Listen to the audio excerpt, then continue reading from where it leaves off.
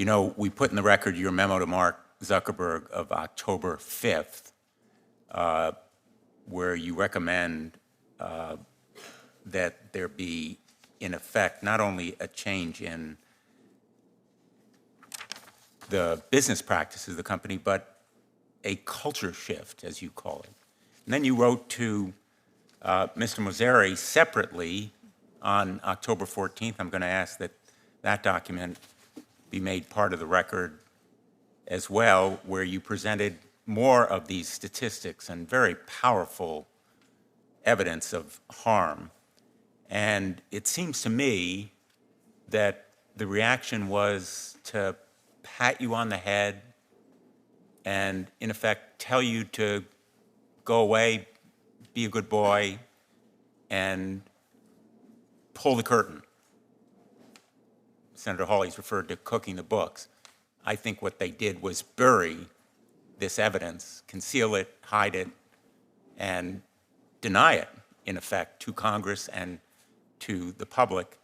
And then, in the past year, they've actually cut around 21,000 jobs, or a quarter of the global workforce, in what Mark Zuckerberg has called the year of efficiency. Hundreds of jobs involving content moderators and safety jobs, including from Instagram's well-being team. What is the impact of cutting those resources devoted to online safety? Thank you for the question. If you start from the point that the work was already heavily under-resourced when I was there, that we were dealing 20%, 10% of people experiencing this, and that there was a small fraction of people dedicated to address that harm. And then they take more resources away from that, including the people who are doing the work to understand the harm that kids are experiencing, then it seems to me that the company culture is one of see no evil, hear no evil. We don't want to understand what people are experiencing, and we were not willing to invest in that and the tools that will help. Thank you. We spoke in advance of the hearing, and you told me a story about meeting with another senior executive, Chris Cox, Facebook's chief product officer. And it was just so striking to me that he already knew a lot of the numbers and statistics and evidence of harm that you were bringing to Mark Zuckerberg's attention. Why was this meeting so memorable to you? When I returned in 2019, I thought they didn't know. Like when I began seeing a culture that was consistently ignoring what teens were experiencing, I thought that executives did not know. And I did spend a year researching, vetting, validating with people across the organization. And I would ask people, do you know what percentage of people are experiencing this? And nobody was able to answer on the top of their head. The first person to do that was Chris Cox. And I found it heartbreaking because it meant that they knew and that they were not acting on it.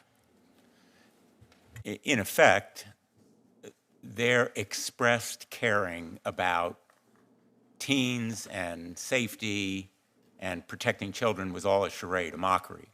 They already had the evidence that you were bringing to their attention. They knew about it, and they disregarded it, correct?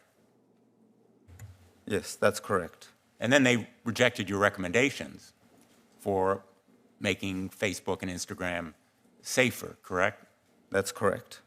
And let me ask you, before we go to our next witness, do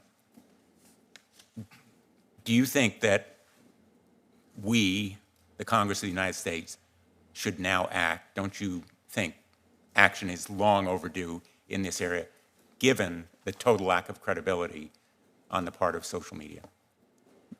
Yeah, my experience after sending that email and seeing what happened afterwards is that they knew there are things they could do about it.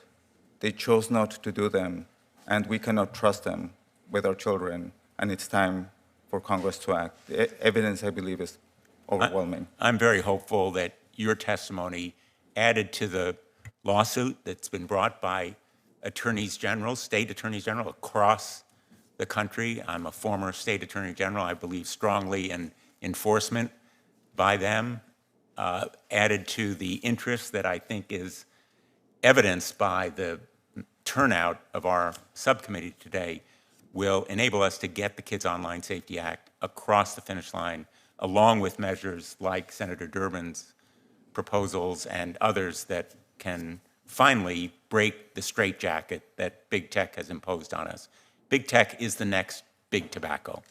I fought big tobacco in the 1990s. I sued big tobacco. I urged Congress to act. The same kind of addictive product that big tobacco peddled to kids now is advanced to them and promoted and pitched by big tech. And we need to break the straitjacket they've imposed through their armies of lobbyists and lawyers. Thank you.